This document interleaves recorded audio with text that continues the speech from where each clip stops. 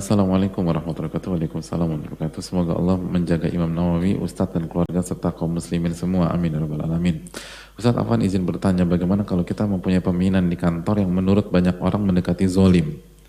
Kita punya pemimpin di kantor yang menurut orang banyak mendekati zolim, sehingga menyebabkan beliau menjadi bahan gibah. Bagaimana apabila secara sengaja atau tidak sengaja kita ikut membicarakan beliau? Apakah kita termasuk zolim terhadap beliau, dan bagaimana ya supaya kita nggak kepo pengen ngomongin beliau sementara tiap hari ada aja laporan tentang beliau? Jazakallahu khair nasihatnya Ustaz, terima kasih. Kalau untuk maslahat, untuk agar yang lain nggak terkena kezoliman, diperbolehkan. Sebagaimana kata Nabi SAW, orang yang nggak bayar hutang padahal mampu dan sudah jatuh tempo, maka zulmun, itu kezoliman. Yubihu irdahu wa uqubatah. Dia buat kehormatannya jadi halal dan berhak dihukum. Dan apa maksud kehormatannya halal? Bisa dibicarakan. Dan apa yang maksud dibicarakan? Maksudnya dibicarakan biar nggak ada korban lagi. Jadi proporsional, nggak bebas gitu loh. Hanya sesuai dengan konteks agar orang lain tidak jadi korban berikutnya, itu aja. Jadi misalnya dia ngedeketin si A untuk minjem lagi, padahal kita tahu nggak pernah dibayar nih.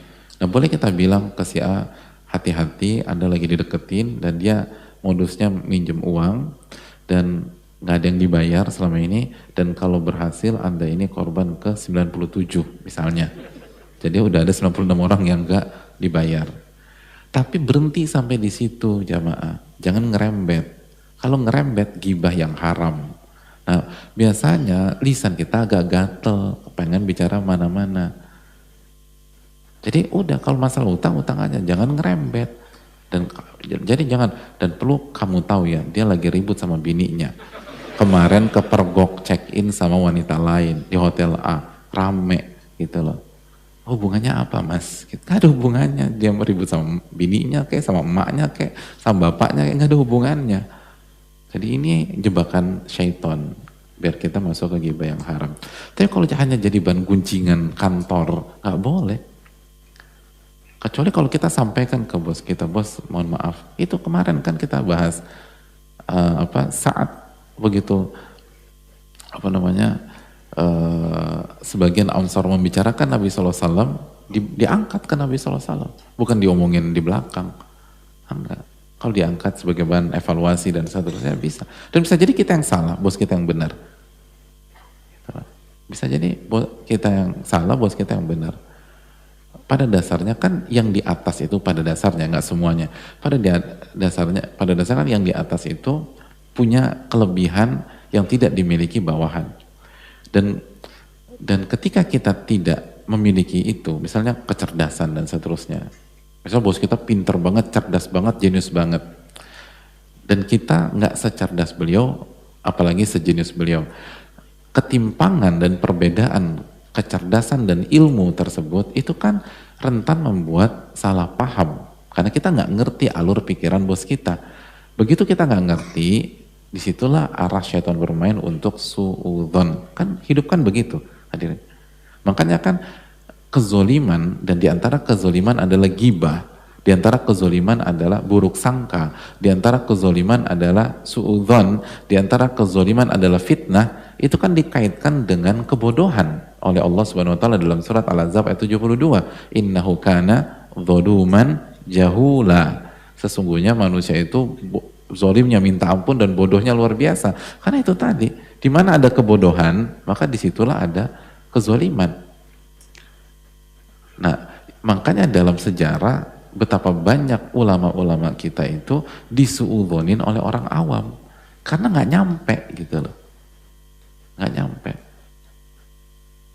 dipikir padahal karena yang dilakukan oleh ulama-ulama tersebut itu dalilnya belum diketahui oleh orang awam, akhirnya suudzon. Dalilnya belum dipelajari oleh orang awam, akhirnya suudzon. Dan ini kan fakta kehidupan di bidang dunia kan begitu.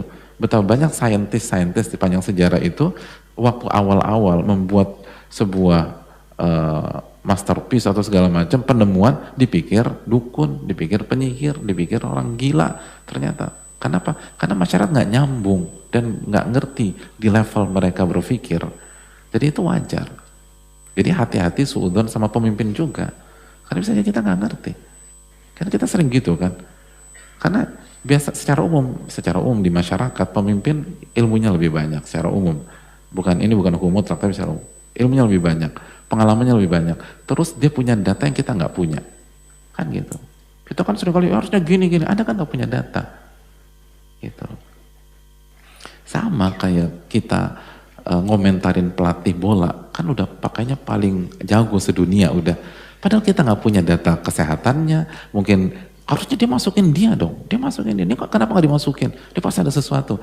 Loh, yang tahu dia flu itu pelatihnya, Mas. Anda tuh nggak ngerti. Dia bersin-bersin, migrain segala macam. Kan itu kita nggak ngerti, akhirnya kita nyalain pelatih-pelatih hebat misalnya. Gitu loh. Kalau saya nih, saya akan ganti formasi, saya akan masukkan si A, masukkan B, masukkan si, gitu loh. Padahal nggak tahu, yang disebut gitu, yang satu cacar air, yang satu kena campak, yang satu lagi karantina, kan kita nggak pernah tahu. Dan pelatih kan nggak ngebuka bagaimana kondisi di ruang ganti, karena itu strategi kan, saywar dan seterusnya. Nah kita kan orang bodoh ini sok-sok tahu terus. Harusnya begini, ya persis kehidupan tuh begitu. Seringkali kita ngomentarin di atas kita itu, karena kita nggak punya data mereka, kita nggak punya ilmu mereka, kita nggak punya bla bla. Harusnya begini dong, Anda kan nggak tahu datanya. Kok harusnya itu. Jangan gampang suudzon. Makanya sekali lagi, selalu bermain dari dua sisi hadirin. Selalu melihat kan, cara berpikir ilmiah kan berpikir 360 derajat. Kita harus lihat dari angle A, angle B, dan seluruh angle yang ada. Gitu. Hati-hati. Dan begitu juga kita lihat dari angle pemimpin, jangan zolim. Yaitu zolimnya begitu. Hati-hati. Dan harus dibina, dan seterusnya. Karena kalau enggak, kehormatan kita akan hancur. Dan kita disumpahin orang. Jadi dari semua sisi kita harus lihat. Makasih banyak, saya rasa cukup. Subhanakallahumma wa bihamdika, asyhadu an la ilaha illa anta, astaghfiruka wa atubu ilaik. Assalamualaikum warahmatullahi wabarakatuh.